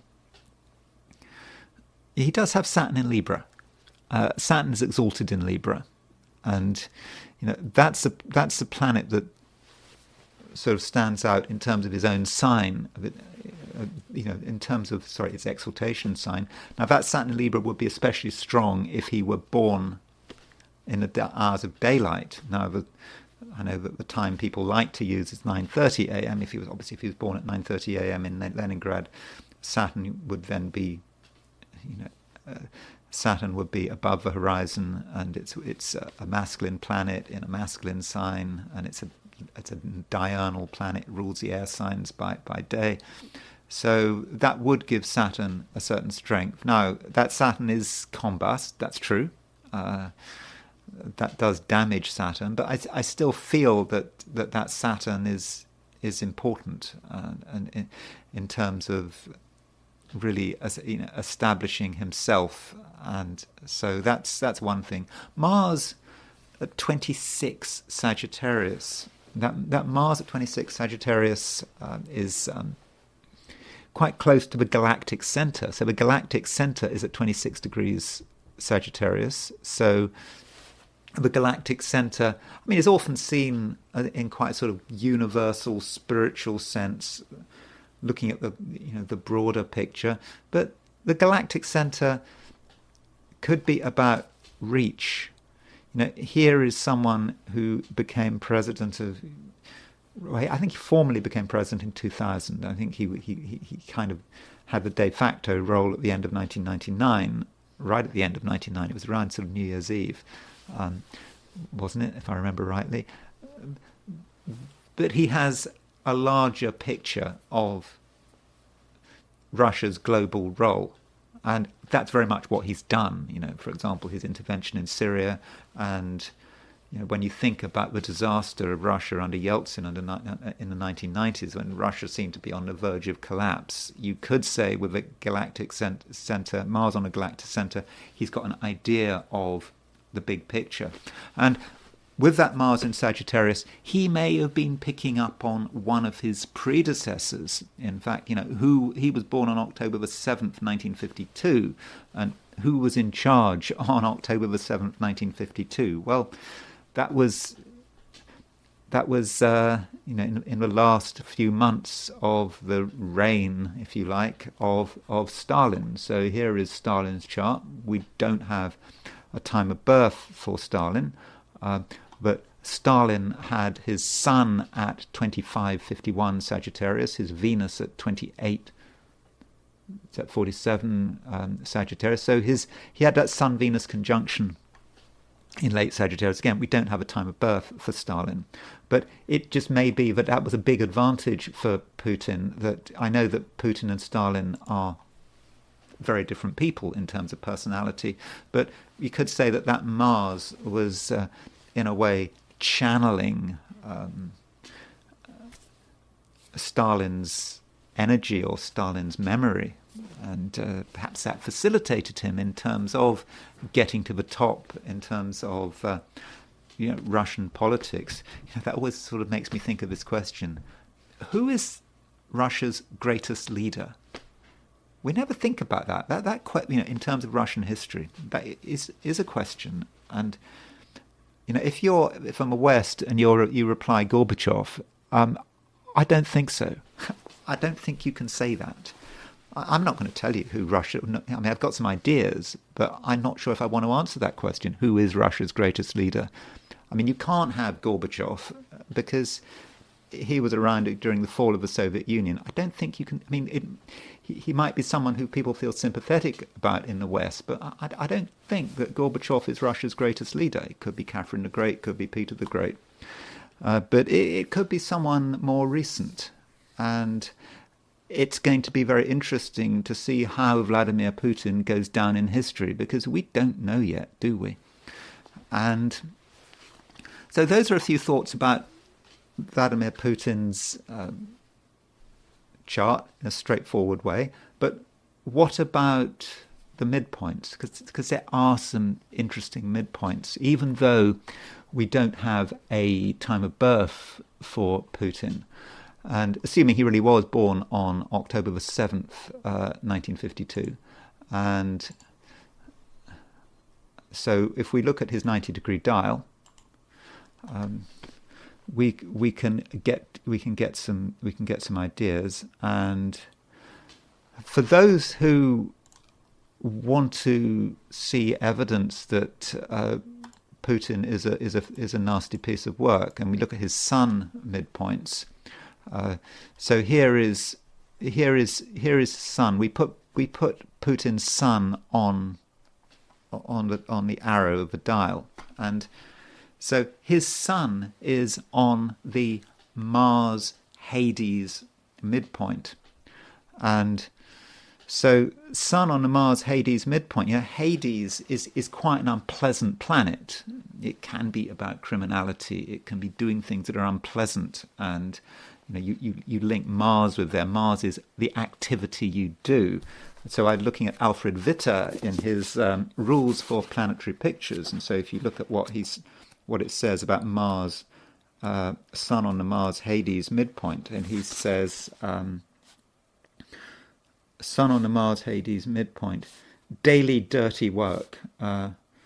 The man who tires easily while working, unusually dirty, mean, or unwanted work, grave illness, injured in a sudden attack. So that's Witter's way of looking at it. I mean, you'll notice he's looking at the vulnerabilities of a person. He's not actually looking at their personality. But Sun represents Putin, and you could say with Sun on the Mars Hades midpoint, this is someone who puts his energy into doing things that are unpleasant, things that may not always be lawful, which are really underhand. So that is quite negative. That sun on the Mars Hades midpoint, and we've said that he has a Venus semi-square Mars. Now, because Putin has Venus semi-square Mars, here is that means in a 90-degree dial, Venus semi-square Mars are going to come over as being an opposition. So if we put, you can see, so Mars opposition Venus. So we might be considering, what are the midpoints involving Venus and Mars. So Venus and Mars together, they pick up another Hades midpoint. So his Venus and Mars are on the Hades-Pluto midpoint, or the Pluto-Hades midpoint. So one might, again, think about what does that mean. So Pluto-Hades is perhaps about causing a certain amount of disruption. One's transforming things in a way that may not always be positive, that may have a certain feeling of unpleasantness. And so looking at Pluto Mars, by the way, if you're a fan of Putin, I'm just trying to be objective. I'm not trying to show any bias here. I'm just looking at the chart as it is. It's also a good opportunity to look at how midpoints work. And so Mars, looking at the Mars-Pluto midpoint, it says here with Venus on the Mars-Pluto midpoint, Mars-Hades midpoint, let's get this right. Venus on the Mars-Hades midpoint is, he says, sorry, have I got that right? It's Hades, Pluto Hades midpoint. Let's get this right. So Venus on the Pluto Hades midpoint. He says says, unreliable in love, faked affections, decline of morals. And so that very much supports the Western narrative about Putin. And also Mars on the Pluto-Hades midpoint, corrupt and degenerate and devilish plans and manipulations. And so that completely fits the Western view of Putin. They don't believe in the great man theory of history. They do believe in the great man theory of history, and this is not a great man theory. It's a very unpleasant man, a devilish man who has these manipulations, and you could say that is indicated by his chart. Additionally, if you look at the Pluto midpoints, and so if we put Pluto, we look at the Pluto. He has got Pluto on the Mars Saturn and the Mars Uranus midpoint. So there is his Saturn Uranus square, which is shown as a conjunction on the 90-degree dial, and there it's sort of, so it's hitting. So we've got Mars. So we've got Mars Saturn, Mars Uranus, Pluto on the Mars Saturn midpoint. Could be someone who is capable of causing a lot of death, and Mars Uranus, a lot of death through the war that he unleashed on Ukraine. Of course, it's more complicated than that. Russia didn't just decide to attack Ukraine for the sake of it. It did have its reasons, and sometimes in the mainstream media, I don't think that those reasons are adequately considered. And one other aspect that he has, which is kind of interesting, it's a very different aspect, is one involving Kronos. And there's Kronos. And Kronos is kind of like Saturn, but it's Saturn in a more sort of material sense. Kronos is the government, it's the ruler, it's the administrator, it's the apparatus of state. And it can be connected with lawyers and judges. And he has Kronos on the Mercury-Mars midpoint. And what Putin often does is he makes pronouncements. He makes pronouncements about the way things should be, which are often very legalistic. He said that Russia cannot negotiate with Zelensky because Zelensky is no longer the lawful president. He's gone beyond his term and there haven't been elections. And he does make these legal pronouncements. And what he says is very legalistic. And this is the way it is. And got to stick to the law. Now, you might say that's not what he's doing. But from Putin's point of view, there is that sense of pronouncement. So there are some interesting midpoints in Putin's chart. And obviously, the midpoints I've just looked at don't paint him in a very positive light. But again, I must make it clear, I'm just trying to be objective here. I'm not trying to deliberately criticize Putin or say bad things about him just for the sake of it. So those are a few issue points in his 90-degree dial. And you could say that if you are the main guy in Russia, then you have to be unpleasant. That's expected of you. And if you look at his predecessors, whether it's Stalin, Ivan the Terrible, Peter the Great, Catherine the Great, they all did horrible things. And that maybe that's part of being a Russian leader.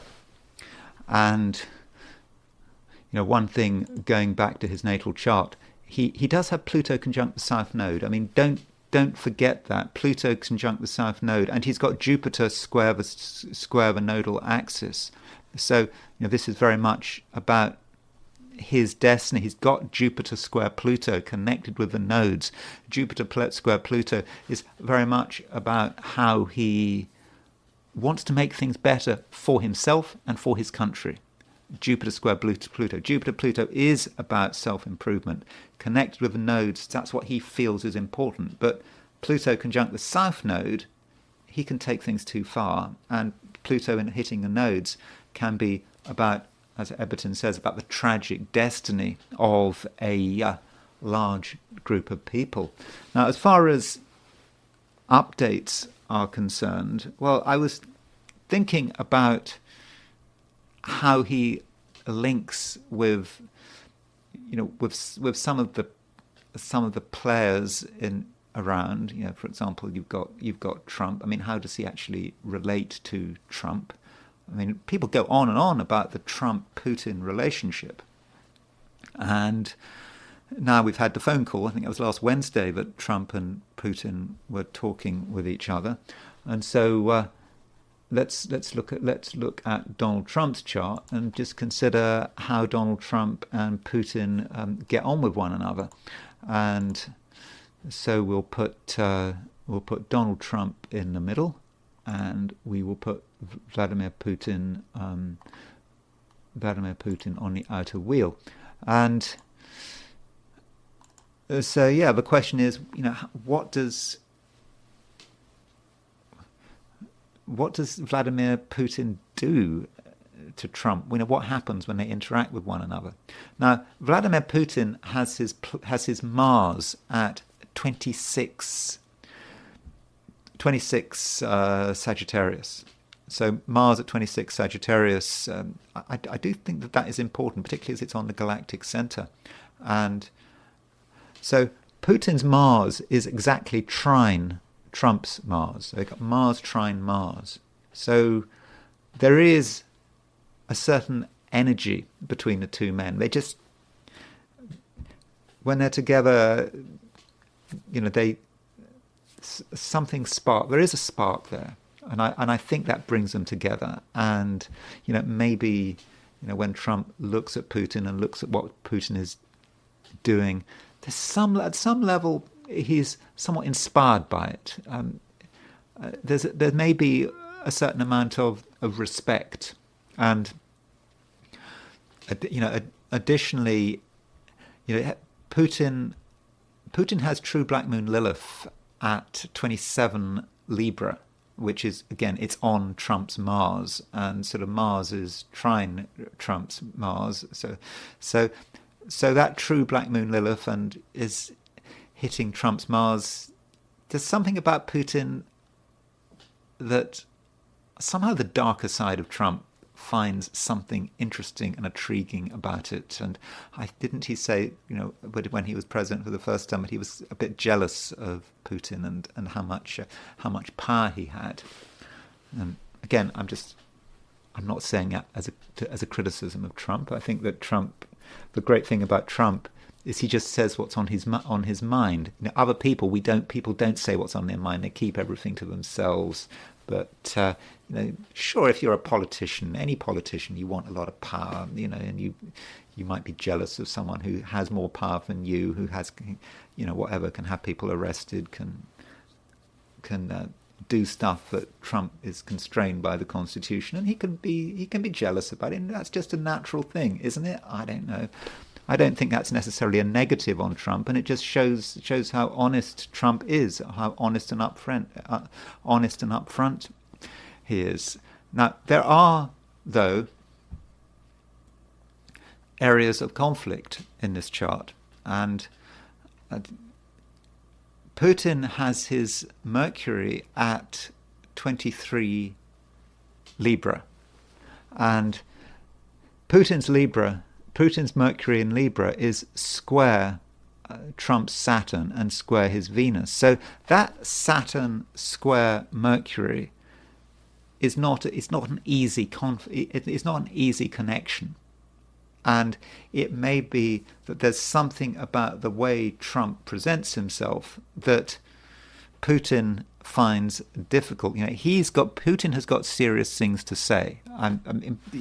We looked at about Putin's chart, how he has Hades, how he has Kronos on the Mercury-Mars midpoint. He's got important things to say about the way things should be done, and Putin, in his own way, is quite proper. And Trump's Saturn is kind of undermining his Mercury to some extent, and also Venus gets conjunct Saturn could be undermining Putin's Mercury, though. Maybe a more important aspect involves Jupiter. Trump has his Jupiter in Libra. That Jupiter in Libra, okay, it might not be particularly personal, except for the fact that Trump has Jupiter trine Uranus. Actually, 17 Libra plays his Uranus at 17 Gemini, and so Trump is all about the art of the deal, isn't it? And that could be Jupiter in Libra. This is how Trump expands. It's in Libra. Let's do a deal. And then Putin has his Saturn at 17 Libra. He really crushes it, you could be. So the way Trump is trying to operate, the way he's trying to operate in terms of the art of the deal, Putin's Saturn in Libra might actually close it down. And you could say that Putin's Saturn in Libra is strong. And it may be difficult for Trump in terms of his ideas. We talk about Trump talking now at the moment, talking about doing a deal to end the war. But Putin he's not stupid, and he's going to do what he can to work around it. I'm sure that Putin has got ambition, no, not ambitions. I suspect that Putin wants more than he's already got in Ukraine. Of course, it's ridiculous to think that Putin wants to take over half of Europe, but he probably wants to take over more of Ukraine than he has already. So those are a few issues with Trump and Vladimir Putin. And then there's a question of transits and whether there's anything useful to say about what's happening. So let's just do a reminder of what was happening at the time of the invasion. So here's a chart of the invasion. Wikipedia said it was just before 5 o'clock Kiev time. Maybe I shouldn't have. February 24th, 2022, and what was happening in Putin's chart at the time of that invasion. And so if we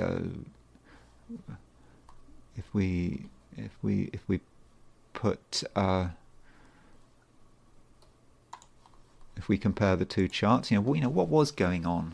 And at the time of the invasion, or at least just before the invasion, there was a Saturn Uranus square just before. This wasn't at the time of the invasion. The Saturn Uranus square had dissipated, but in the run up, Saturn and Uranus were square each other. And so this is a reminder that Putin is very responsive to the Saturn-Uranus cycle. And Uranus was at 1123 Taurus. So Uranus was making an opposition to Putin's Venus, and it was making a sesquiquadrate to Putin's Mars. Again, you've got to use semi-squares and sesquiquadrates in your work as an astrologer. Absolutely. You're missing so much if you don't use those semi-square sesquiquadrate aspects. And so Uranus was making opposition to Venus and making a sesquiquadrate to Mars. So that was really triggering Putin's Venus-Mars semi-square. And that Venus-Mars semi-square can be about war if you take the view that Venus is a planet of war, the planet of victory. Okay, I know that Russia wasn't very successful at the beginning of the campaign, was singularly unsuccessful. That is a common feature of many of Russia's wars over the centuries. Very often it starts badly, and then at some stage Russia gets the hang of it, and that does seem to be a pattern. You look at Russia's attack on Finland and how bad it went, but in the end, actually Russia beat Finland. That's often forgotten. And even with Operation Barbarossa, how badly things started for Russia, but in the end, there were Russians in Berlin. And so you could also say the same with the Napoleonic War. There were Russians in Paris in the end, weren't there? They do say that if you invade Russia, in the end, you're going to have Russian troops in your own capital. So Uranus was hitting that Venus semi-square Mars. And I do think that was something really very important. Now, as far as what is happening now, so I'm not actually saying that anything is happening now, and I wanted this as an update So, in the spirit of an update, we can compare. We can compare things. We can compare Putin's chart with the positions of the planets today, and again, it is so difficult because we don't have a time of birth for Putin, but Mars is going stationary direct at the moment, and Mars, I think, goes stationary direct. I think it's at 17.1 or 17.2. 17.1, 17.2 Cancer. I think it is 17.1 Cancer. So Mars is going stationary on Putin's Uranus, and more importantly, it's going stationary square his Saturn, and so that means that over the next couple of weeks, that Mars-Saturn square, that Saturn-Uranus square in Putin's chart, which is so important, is going to be under a lot of pressure. It's not the only thing going on. We'll be looking at the solar arc directions in a moment, but so there is a pressure of him having to think about negotiations, and I think that suggests it's really difficult for him. That's why, in some respects, it might have been easier for Putin if Harris had won the election, because at least there wouldn't have to worry about negotiations, because the Americans were incapable of talking to Russians. But with Trump, he wants negotiations.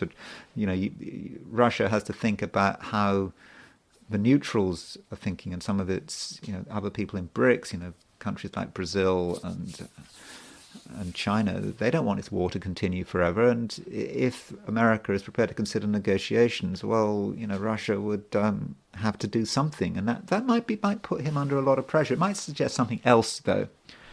It might suggest some event in the war, but I would have said that Mars stationing, hitting that Saturn-Uranus square, and I said right at the beginning of this piece on Putin, but I do think that Saturn square Uranus is very important for Putin.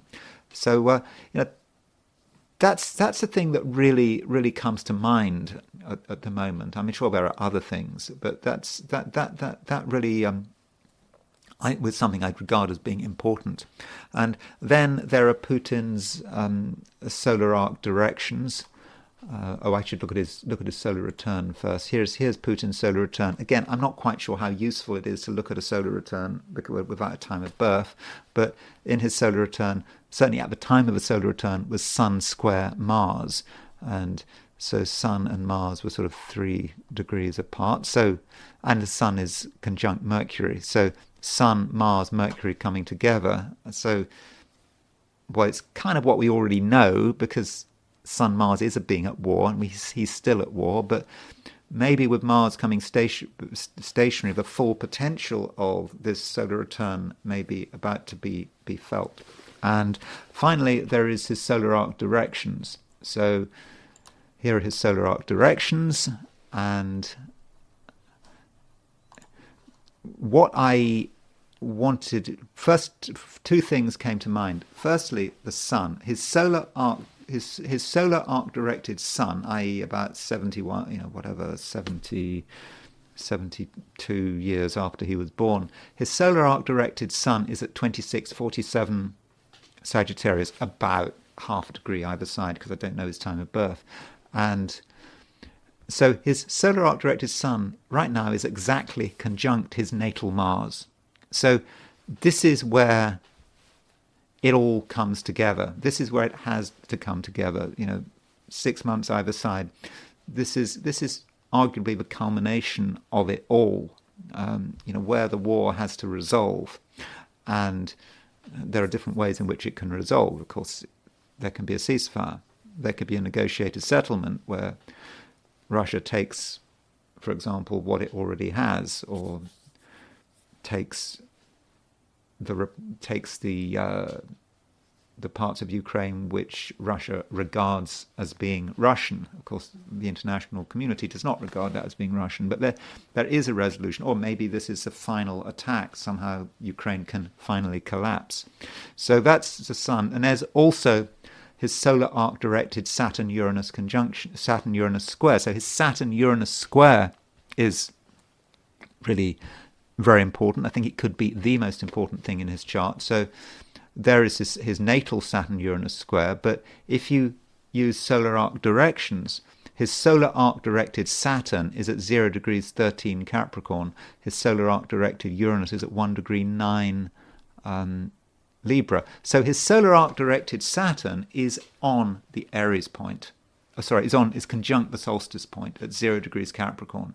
And Uranus is just past the opposition of the Aries point. So Saturn and Uranus are really coming together here. And I think that the fact that Mars, transiting Mars, is impacting his Saturn-Uranus, it does indicate to me that, the next few weeks really could be quite critical for Vladimir Putin. But I am hampered by the fact that I don't have a time of birth for Vladimir Putin. Indeed, some people say that he wasn't even born on October the 7th, 1952.